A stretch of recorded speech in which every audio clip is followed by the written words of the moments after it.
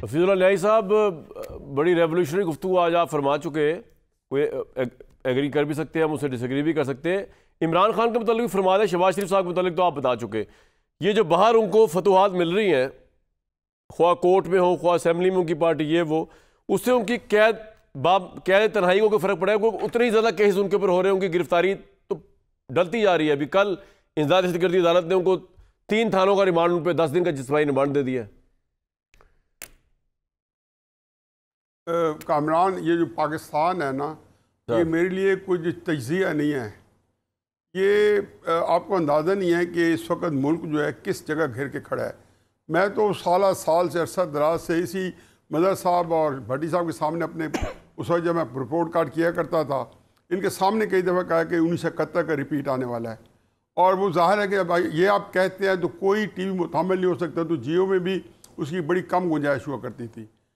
देखिए, मसला ये है कि हम जितनी बातें कर रहे हैं ना, ये कुछ तजियाती बातें नहीं है। पाकिस्तान बिल्कुल एक खाई के दहाने पे खड़ा है। अगर मैं ये नहीं कह रहा कि खाकम बदन में मुँह में खाक कि ये खाई के अंदर अंदर गिरा पड़ा है। देखिए, इस वक्त बड़ी मुश्किल सूरत हाल है इस मुल्क। पहली बात है, फ्रेम करें बात कि इस मुल्क को अगर 6 साल बाजवा के है ना, 80% इस तबाही का ज़िम्मेदार वो एक शख्स है। वो इस कौम का इतना बड़ा मुजरिम है और उस बंदे को कोई एक बंदा कानून के शिकंजे में लाने वाला यहाँ पे नहीं है। इमरान खान उसके साथ 5 साल 4 महीने एक सफ़े पे रहे।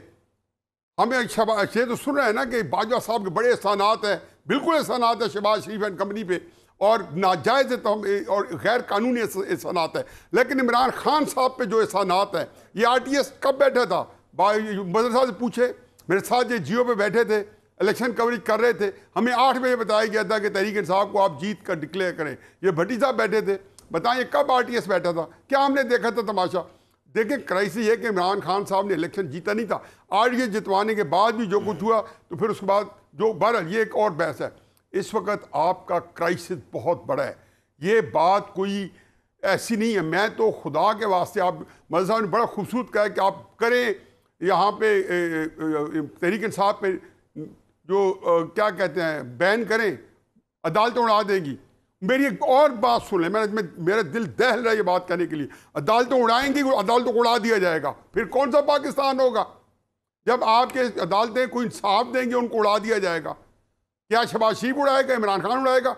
और ये कि हमें बड़ी गलत फहमी है कि इमरान खान आ जाएगा तो पाकिस्तान ठीक कर लेगा।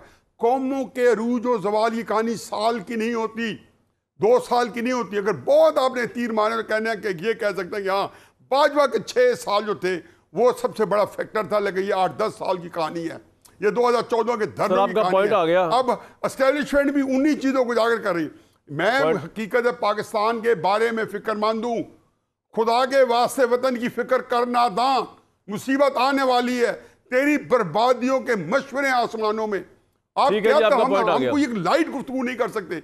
मेरे पास पैशन नहीं है पाकिस्तान के बारे में कोई लाइट गुफ्तगू करने पे, या मैं किसी को क्या समझा सकूं। ठीक साहब का पॉइंट आ गया। भट्टी साहब, ये तो बड़ा इजी होता है। ऑब्वियसली बाजवा साहब जिम्मेदार हैं जिस तरह वो लेकर आए इमरान खान साहब को, लेकिन ऑब्वियसली इमरान खान भी कोई रोटी को चोची तो नहीं कहते थे। फीडर वाला दूध तो उनके मुंह में नहीं था कि जी उनको पता ही नहीं था हो क्या रहा है। वो उस जुर्म में बराबर के शरीक हैं जो जुर्म न्याई साहब इस वक्त डाल रहे हैं बाजवा साहब पे। बिल्कुल मैं एग्री करता हूँ, दोनों फिर बराबर के मुजरिम होंगे अगर ये जुर्म सारा इस तरह हुआ है तो। इस पर ज़रूर रिसर्च होनी चाहिए, इन्वेस्टिगेशन होनी चाहिए।